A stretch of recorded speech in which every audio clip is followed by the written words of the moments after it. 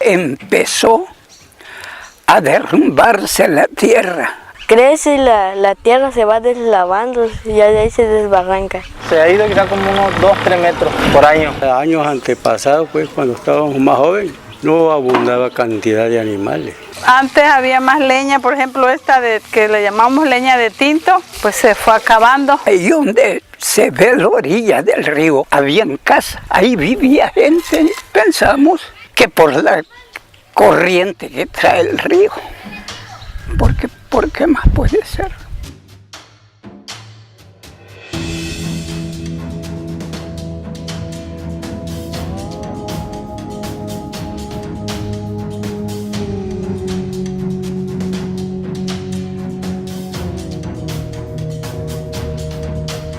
Los bosques riparios son aquella franja del río desde donde termina el cauce del río hacia tierra adentro alrededor de 100 metros y es toda esa línea de vegetación arbórea que se encuentra a lo largo del río. Con las raíces que tienen, normalmente son especies que ayudan a la depositación de los sedimentos que vienen río arriba o río abajo y eso ayuda a evitar la erosión y funcionan también como corredores biológicos para conectar a las especies de un lugar a otro.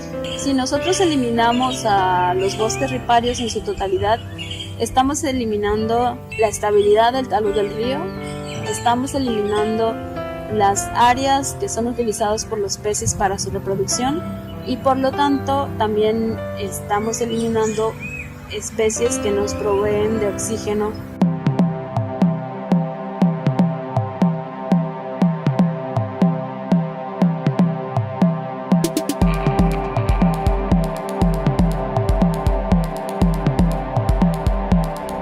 El proyecto que estábamos trabajando se llama Restauración del Bosque Ripario en el sector sur de la cuenca del Usumacinta, específicamente en el área de Tabasco. Este 2018 ya es el 4º año. Los bosques riparios habían pasado de tener una cobertura más o menos de un 60% en los años 80 y ya alrededor del año 2013-2014 tenían una cobertura de aproximadamente el 10%. Tenía 3 objetivos. El primero era hacer estrategias de restauración con las comunidades en 3 sitios pilotos. El segundo era una estrategia de educación ambiental para las comunidades y que se pudiera replicar en las otras comunidades en temas de restauración ecológica.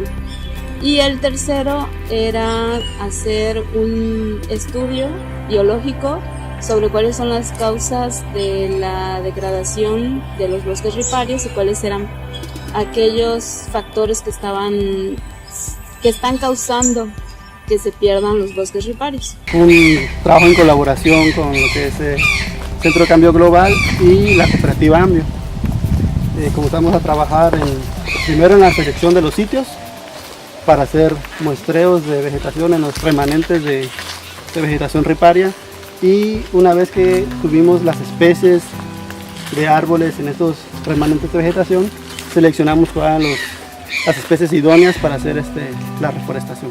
Se tomaron datos de alrededor de 20 parcelas de vegetación. Lo que hacíamos era establecer parcelas de 20 metros de ancho por 50 metros de largo y se medían todas aquellas árboles mayores a 5 centímetros de diámetro que encontrábamos dentro de la parcela, identificábamos hasta nivel de especie cuáles eran los árboles que se encontraban dentro de la parcela. Con estas 20 parcelas nosotros sacamos el índice de valor de importancia para determinar aquellas especies que tenían una mayor importancia en los bosques riparios. Las especies que se propusieron para la intervención de restauración ecológica son especies que a las mismas comunidades les van a servir para proveerles de alimentos, además para proveer un poco de estabilidad en el talud del río, ya que se establecieron especies herbáceas y arbóreas que contribuyen a la retención de sedimentos y además se establecieron especies que en el futuro les sirvan a ellos como provisión de madera en algunos casos y de leña en otros. Y todo esto en el mediano y corto plazo les ayuda a ellos para contrarrestar muchas de las problemáticas a las que ellos están sometidos. Ellos están sufriendo escasez de leña, escasez de peces, escasez de agua. Además, hay poco trabajo, vienen problemas con la erosión del talud del río. Durante el primer año trabajamos mucho con las comunidades, muchos talleres, muchos temas de educación ambiental. Trabajamos con monitores comunitarios, formamos algunas brigadas para trabajar temas de basura, de educación ambiental. Al mismo tiempo estuvimos trabajando con CONAFOR para que ellos nos donaran plantas para empezar algunas actividades de intervención en las áreas que la gente voluntariamente destinaba a restauración ecológica. Adicionalmente, también se hizo una estrategia de investigación en el cual se utilizaron a los murciélagos como especies indicadoras. El objetivo de utilizar a los murciélagos como un grupo focal para evaluar el éxito que tiene la restauración de los sistemas ribereños es debido a que los murciélagos pues, son un grupo bastante diverso y abundante en los ecosistemas tropicales. Son un grupo que participa en muchos procesos ecológicos de importancia, como por ejemplo la dispersión de semillas que la realizan los murciélagos frugívoros.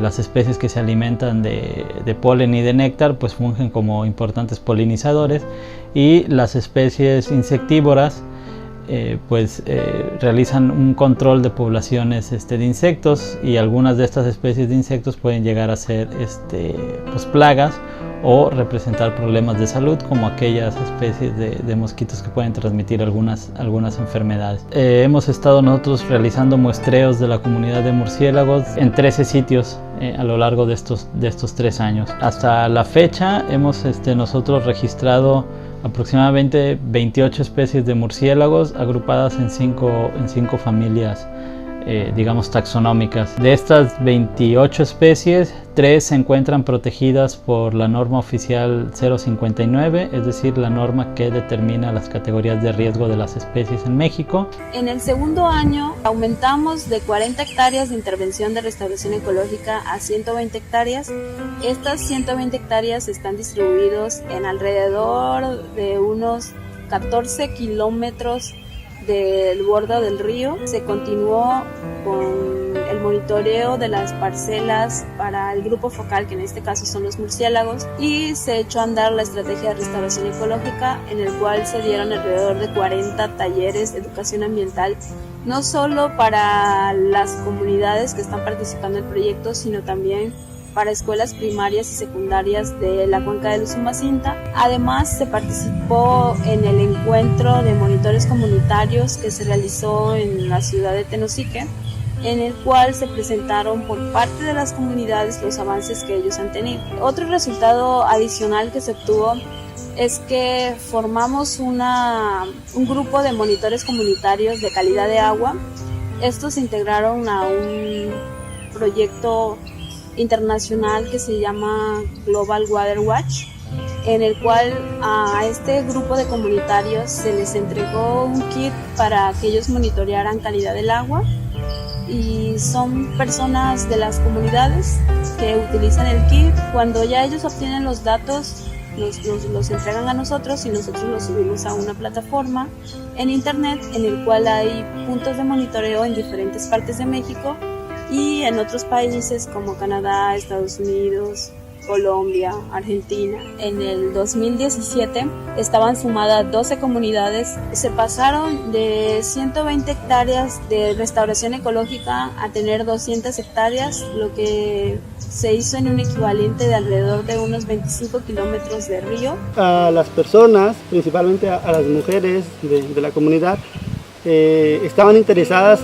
en aportar algo, en ayudar a la comunidad. Entonces lo que se planeó y se llevó a cabo fue como establecer un vivero. Entonces estuvo trabajando con ellas mediante talleres, se acondicionaron algunas áreas.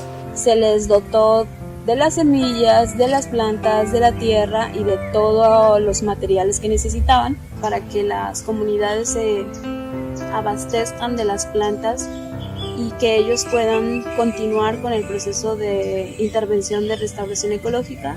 Y finalmente se cerró el año con la participación del proyecto en una demostración a nivel sur-sureste de proyectos de restauración ecológica, en donde los mismos comunitarios presentaron los avances que ellos estaban teniendo como actividades de restauración en sus comunidades.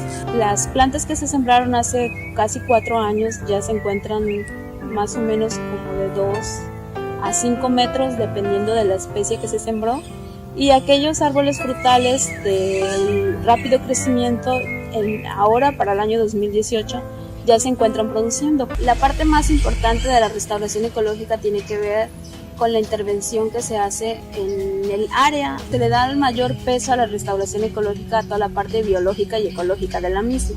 Más sin embargo, cuando ya nosotros fuimos a la práctica y empezamos a trabajar con las comunidades, nos dimos cuenta que el proceso de restauración ecológica no funciona si las comunidades no están convencidas de lo mismo. Porque las especies que nosotros establecemos en las áreas de intervención no son especies que van a crecer en 1, 2 o 3 años. La intervención que hace la comunidad es muy importante porque ellos son los encargados de que estas plantas no mueran. Pero si ellos no están convencidos de la importancia que tiene el establecimiento de estas plantas en su tierra, no las van a cuidar. Nos dimos cuenta que había que trabajar mucho con las comunidades para que ellos comprendieran e interiorizaran todo el concepto de restauración ecológica y todo lo que eso conllevaba y todos los beneficios no económicos que tendría la restauración o el aumento de los bosques riparios para ellos. El trabajo fuerte del proyecto se enfocó mucho en entender las problemáticas de las comunidades y a través de la intervención en restauración ecológica proporcionarles una solución que quizás si no es la solución que ellos quisieran, al menos sí es una solución en el mediano y corto plazo para las problemáticas que ellos están sufriendo.